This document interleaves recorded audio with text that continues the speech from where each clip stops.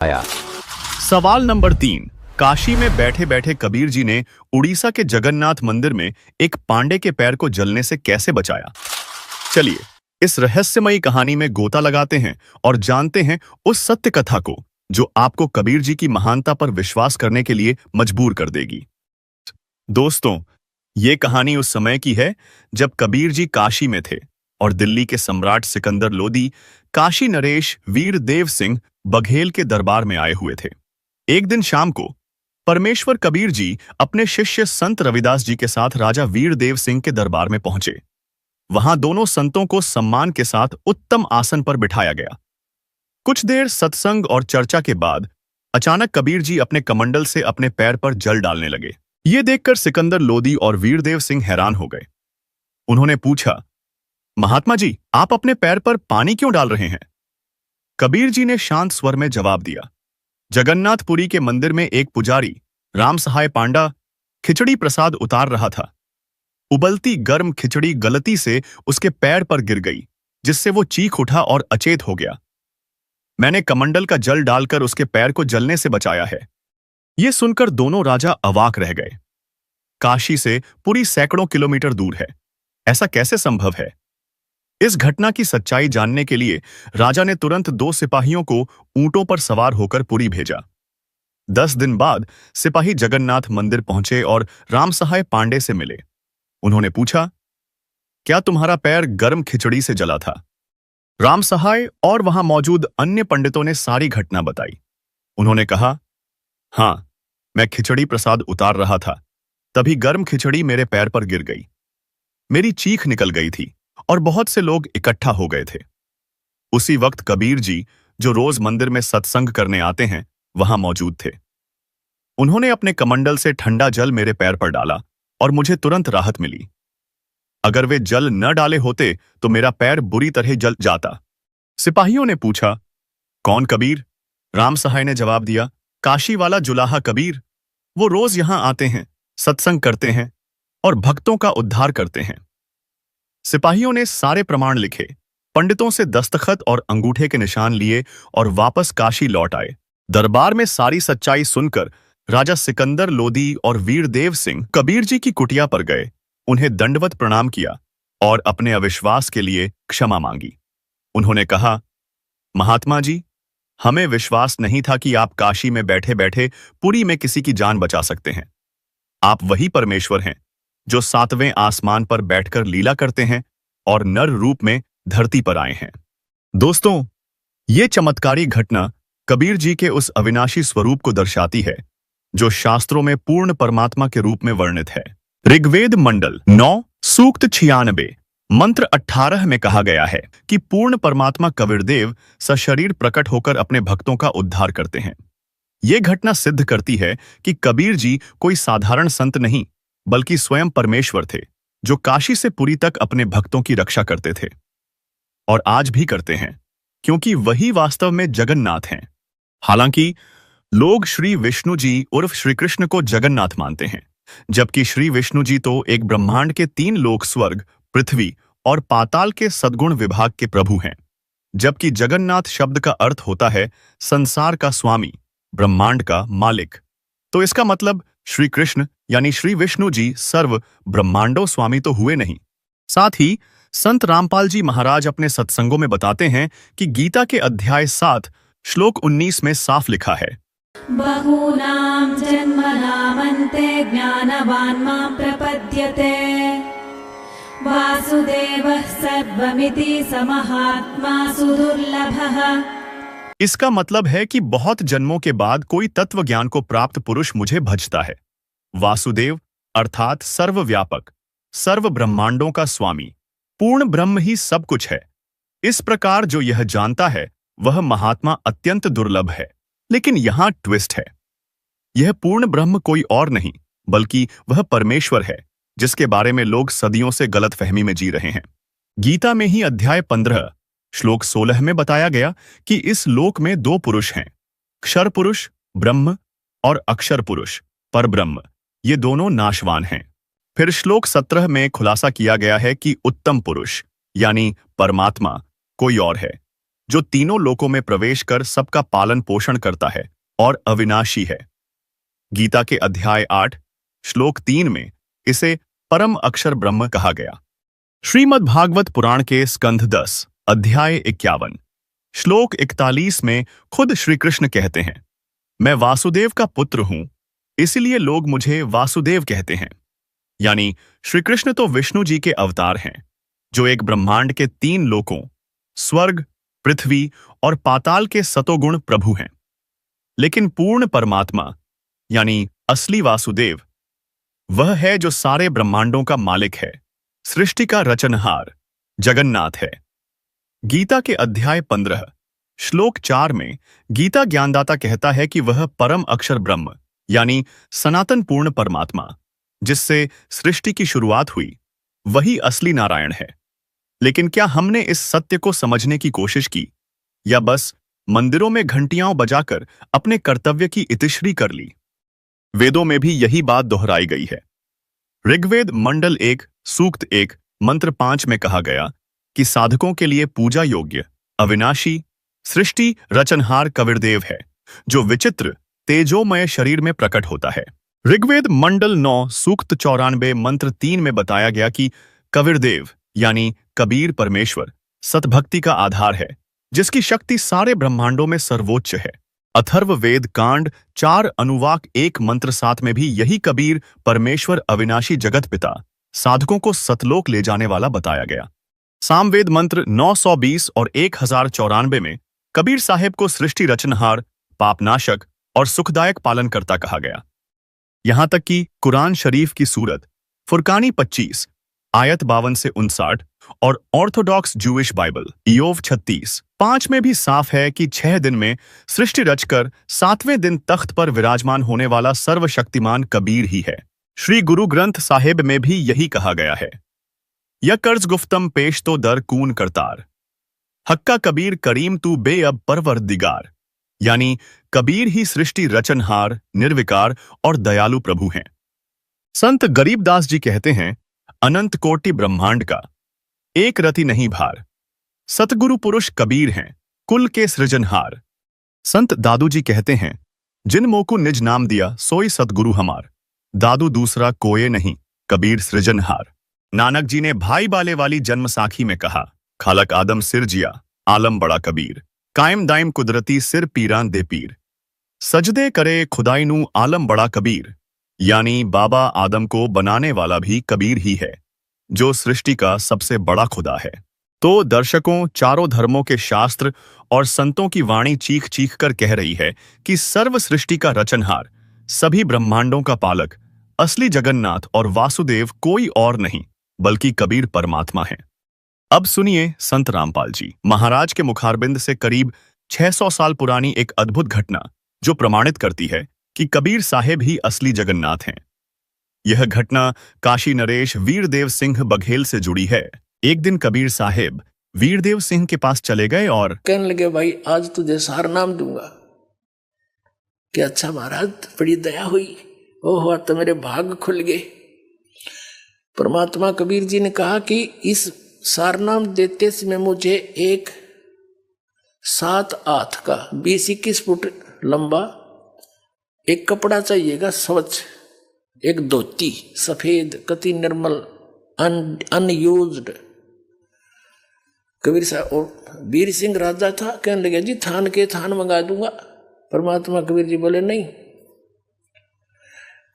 जो कपड़ा मुझे सारनाम देने के लिए आवश्यकता पड़ेगी आपके लिए, वो आपकी गुरु बहन है, एक चंद्रप्रभा नाम की पंडितानी है, और वो विधवा है आपकी काशी नगरी में, उस मोहल्ले में उसकी एक पुत्री है, और उसने वह साड़ी अपने ही बगीचे में, वह धोती अपने ही आंगन में कपास का पौधा बोया बाड़ी है, और गंगा का जल मटके में भर भर कर लाकर वह बाड़ी के पौधे सींचे हैं भाई।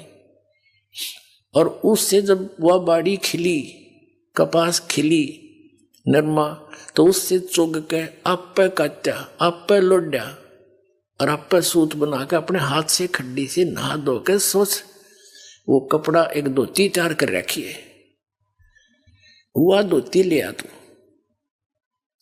तब तुझे सारनाम मिलेगा, नहीं तो नाम वो मिलेगा नहीं। अब वीर सिंह बघेल ने संदेशा भिजवाया, उस थान खोजा कहाँ सी रहती है मेरी गुरु बहन, यानी कबीर साहब की शिष्या थी वो। अब वहां पता लगा, सैनिकों ने आके बता दिया ऐसे ऐसे वो बहन वहां पर रहती है, हमने पता कर लिया उनके घर का। राजा ने कहा कि उनको संदेशा दो कि मैं उनसे मिलना चाहता हूं अपनी गुरु बहन से। अब सैनिकों ने जाके बता दिया कि बहन ऐसे ऐसे वीर सिंह जी आपसे मिलने आ रहे हैं, आपके गुरु भाई हैं। उसको पता था इस बात का कि वो है तो गुरु भाई, पर राजा का दिमाग तो राजा के हिसाब से, और मेरे पास आ रहा है, कोई कुबद ना कर दे भगवान, हे प्रभु मेरी रक्षा करियो, कोई मन में खोट लेकर ना आ रहा हो। नहीं, राजा तो राजी खुशी तो आया नहीं करे गरीब के घर में। अब उसने आने से पहले आसन लगा दिया, जैसा भी उसका घर पे था, बढ़िया कपड़े बिछा दिए, दूध गर्म करके ठंडा करके पीने योग्य तैयार कर रखा खातिर अपने आओ भगत के लिए, और उसको बुलाया। अब आ गया, जो बैठ के प्रणाम हुए, सत्साई भाई सत्साई बहन बैठ के नरेश उसके चारपाई पे, और बोलो जी दूध पी लो भाई। राजा बोला बहन दूध पीछे पीऊंगा तेरा मैं, पहले मेरी अर्ज स्वीकार कर। बोल भाई मैं कंगाल, आप राजा, मुझ गरीब के पास क्या देने को है आपके लिए, क्यों शर्मिंदा करते हो मुझे? कि नहीं बहन, आज मैं भिखारी बन के आया हूं और आज मुझे सारनाम मिलेगा, गुरुजी ने रजा बख्शनी है, और उस सारनाम के लिए मुझे एक धोती चाहिए जो तेरे पास है, साफ धोती सुथरी बनी साड़ी। वह बहन बोली जी मेरे पास तो गणिया धोती है, दे दूंगी कोई बात नहीं, अकना वो धोती चाहिए जो आपने अपने आंगन में और कपास बो के भी बाड़ी बो करके उसको चुन के और आप बनाया है सारा कुछ, वह धोती चाहिए। गुरुजी ने बताई आपके पास है? कहा भाई है, पर वह मैं दूं कौन तेरे थे? वह मैंने अपने भगवान जगन्नाथ के लिए बना रखी है, जगन्नाथपुरी में मंदिर में चढ़ा आऊंगी मैं, और तेरे तना दूं भाई। मेरे एक एक आंसू और प्यार का तार उसमें भर रखा भगवान के नाम का। अब उसने सोचा छोरी लड़की ने तो बड़ी बात अड़ा दी भाई, आज मेरा भाग्योदय होना था, सार नाम मिलना था, और देख किसी कर्म फूटे मेरे। उसने कहा बहन तेरे लिए मैं और जितने तू कहेगी ना उतने तो पैसे दे दूंगा, और तेरे तो हाथ की चीज है तो फिर बना लिए, मेरा भाग्योदय हुआ नहीं, मुझे सार नाम नहीं मिलेगा। न्यू बोली भाई या ना दूं कति, जन्यू कह तेरी नगरी त्याग दूं, ईब लेकर अपनी बच्ची न चली जाऊंगी, पर या धोती नहीं दूंगी मैं तेरे को, या मेरे भगवान के लिए मैंने बना रखी। जब उसने देखा कि सारे प्रयत्न विफल हो गए और उठ कर चल पड़ा, बहन मेरा दुर्भाग्य है, मेरे भाग में नहीं है ये नाम। देख कैसी कंडीशन अड़गी मुझ नीच के आ गए। अब मुंह लटका के आ गया वापस। परमात्मा को पता था, घर पे बैठे थे उनके। वीरदेव सिंह बघेल से पूछा कि भाई लाया वो धोती? कि महाराज मेरा दुर्भाग्य है। उस बहन ने वो धोती देने से मना कर दिया। परमात्मा ने कहा क्यों मना कर दिया, क्या कारण है? कि उस बहन ने बताया है कि वह धोती उसने, वो साड़ी भगवान जगन्नाथ के लिए बना रखी है, और वो कह रही है कि मैं भगवान जगन्नाथ के मंदिर में या धोती चढ़ा आऊंगी, इसने मैं दूं नहीं किसी को भी। वैसे तो यहाँ तक कह दिया था उस बहन ने कि तू राजा है, मैं गरीब हूं, भाई जबरदस्ती तो ले जा सकता है, लेकिन मैं अपनी इच्छा तो नहीं दे सकती तेरे से। तो कहने लगा बहन ऐसी गलती मैं नहीं कर सकता, क्यों, मुझे भी ज्ञान हो गया है, मैं तो प्रार्थना करने आया था। तो कहने लगे भगवान मैंने सारा कुछ कह दिया उसने, पर वह मानी नहीं। मेरा दुर्भाग्य है, आपने ऐसी शर्त रख दी और मैं कर्महीन इंसान हूँ, मैं कर्महीन इंसान हूँ, मुझे सार नाम मिला नहीं, मेरा मोक्ष नहीं हो सकता। नो बैठ के रोने लग गया। तब परमात्मा ने कहा भाई चलो मैं अपनी कंडीशन कुछ लूज करता हूं, एक काम कर दे, वो बहन कब जाएगी वहां जगन्नाथ के मंदिर में धोती चढ़ाने के लिए, उससे ये पता करवा ले और तू इतनी मदद कर दे उसकी, उसके साथ सैनिक भेज दे, पहरेदार बॉडीगार्ड। वो कह रही थी वहां जाएगी, रास्ते में कोई उकचुक ना हो जाए, बेटी की जात है।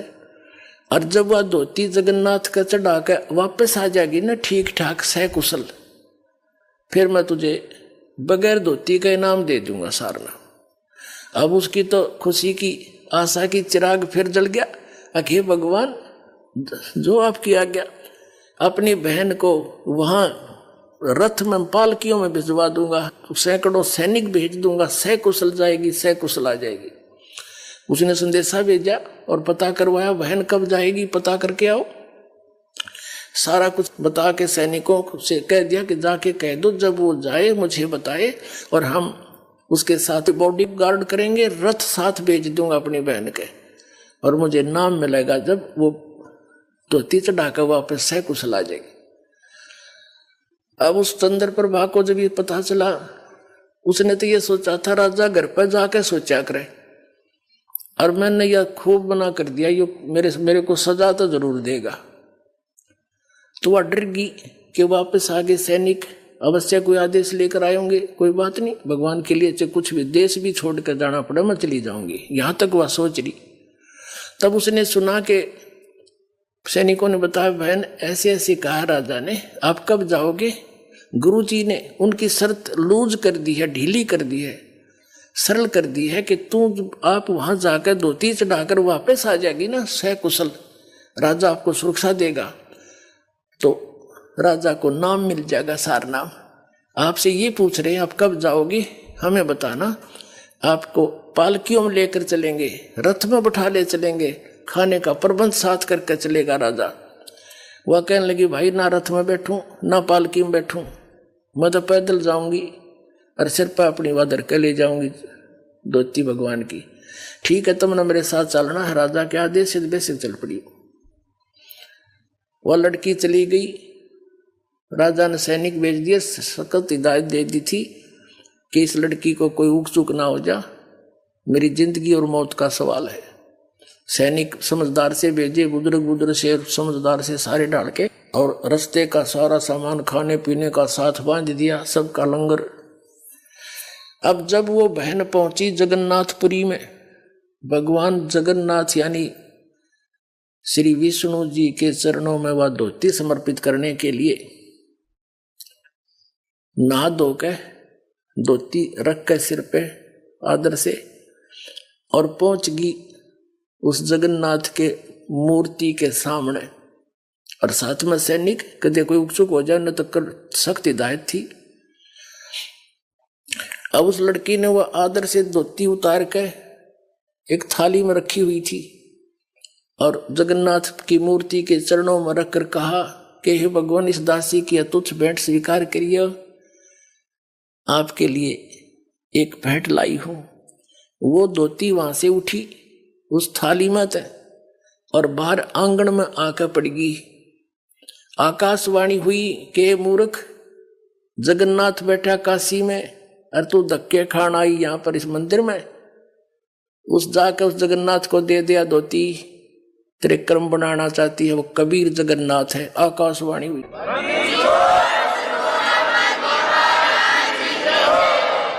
वो है जगत का स्वामी, कुल का मालिक है, और उसने छोड़ के तुम्हारी यहां आई इस पत्थर पे माथा टेकन, ले जा इसको, मुझे स्वीकार्य नहीं है।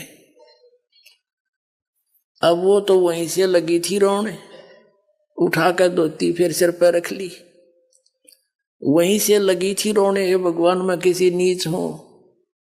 अब परमात्मा ने एक तीर से दो शिकार करे। हम इसे अनजान थे उस समय, हम कबीर साहब को तो एक गुरु और संत मान्या करते, और जगन्नाथ को भगवान श्री विष्णु जी को गुरु कबीर साहब और भगवान हो जगन्नाथ। अरे फुटे बाग मारे। और राजा वीर सिंह के अंदर भी इतनी श्रद्धा ना थी, वो ठीक सा भगत था, पिछले संस्कार अच्छे थे, और जब उसको भी सार नाम के योग्य बनाना था मालिक ने, क्यों जब तक कहते हैं गुरु मानुष कर जानते ते नर कहिए अंध, वह दुखी संसार में आ गए यम के फंद। राजा भी कबीर साहब को तो एक संत मानने था, विष्णु जी और इनको ही भगवान मान रहा था, निराकार को, क्योंकि हम भगवान कबीर साहब ज्ञान देते रहे, सारा कुछ करते रहे, चमत्कार भी दिखाते रहे जो भगवान किया करता है, लेकिन हमारी बुद्धि उस रंग से हटी नहीं, क्योंकि हम शिक्षित नहीं थे। अब वो लड़की वापस आई,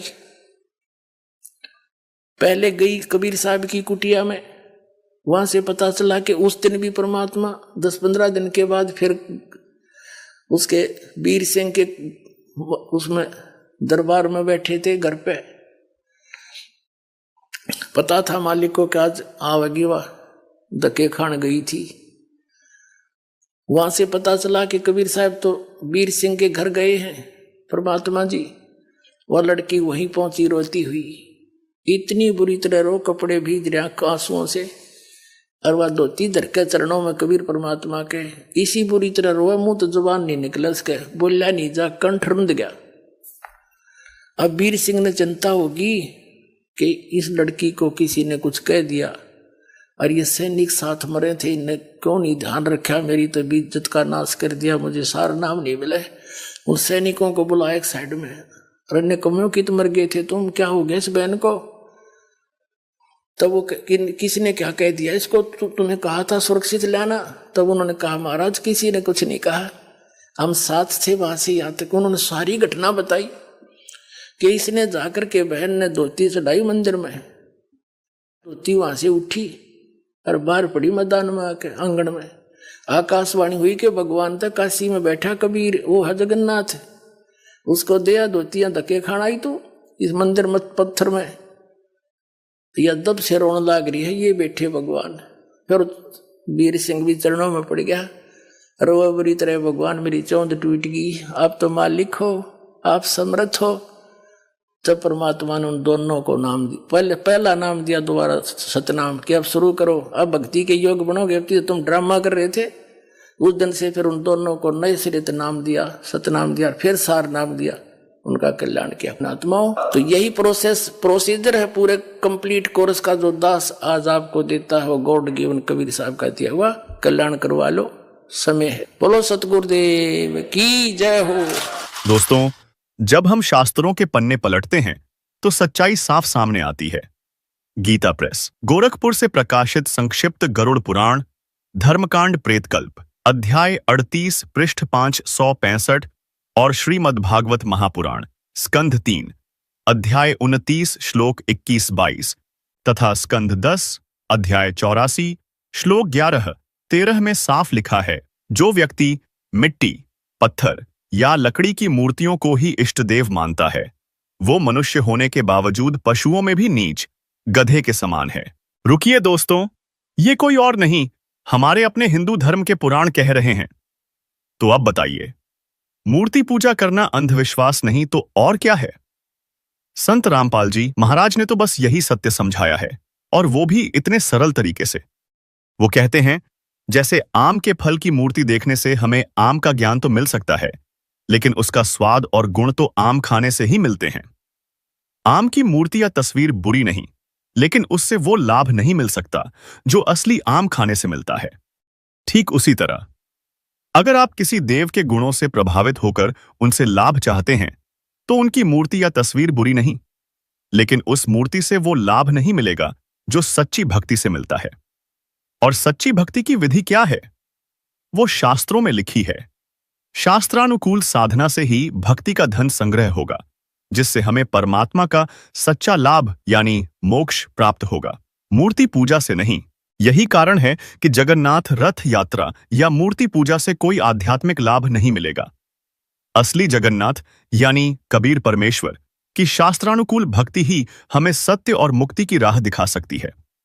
और इस सत्य को हमें संत रामपाल जी महाराज अपने सत्संगों में बड़े ही सरल और तथ्यपूर्ण तरीके से समझाते हैं।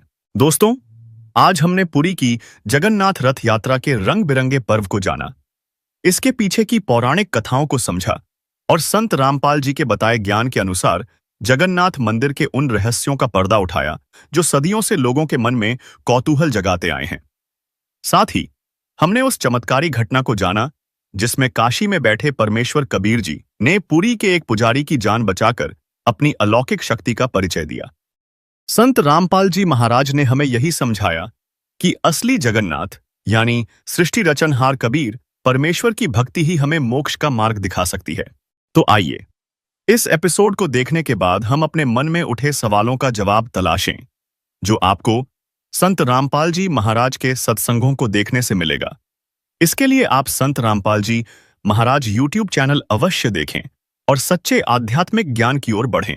आइए अब सुनते हैं संत रामपाल जी महाराज से नाम दीक्षा लेकर सतभक्ति करके अद्भुत लाभ प्राप्त करने वाले अनुयायी के विचार। दर्शकों, जब कोई व्यक्ति सुख और शांति की चाह में अपने धर्म में प्रचलित हर संभव भक्ति साधना को अपनाता है, लेकिन तमाम प्रयासों के बावजूद भी जब उसे कोई वास्तविक लाभ नहीं मिलता तो वह अंदर से टूटने लगता है। दर्शकों, ऐसी ही कुछ कहानी थी राजस्थान के रहने वाले राजेंद्र जी की।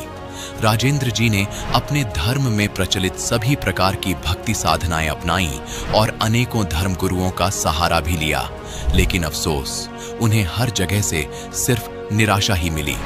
लेकिन दर्शकों, आज राजेंद्र जी का कहना है कि जब से मैंने संत रामपाल जी महाराज की शरण ग्रहण की और उनके द्वारा बताए गए शास्त्रानुकूल भक्ति मार्ग को अपनाया, तब से मेरे जीवन में अद्भुत परिवर्तन आया है। न केवल मेरा बल्कि मेरे पूरे परिवार का जीवन पूरी तरह बदल चुका है। तो दर्शकों, राजेंद्र जी ऐसा क्यों कह रहे हैं? आखिर इसके पीछे की सच्चाई क्या है? आइए सुनते हैं राजेंद्र जी की कहानी उन्हीं की जुबानी। नमस्कार सर। सत साहेब। क्या शुभ नाम है सर आपका? राजेंद्र दास। राजेंद्र दास जी, कहाँ से आए आप? राजस्थान, जिला तहसील झुंझुनू, समसपुर। सर क्या काम करते हैं आप? आर्मी से रिटायर हूँ, जीवन बीमा का काम करता हूँ। सर, संत रामपाल जी महाराज से नाम दीक्षा लेने से पहले आप क्या भक्ति करते थे?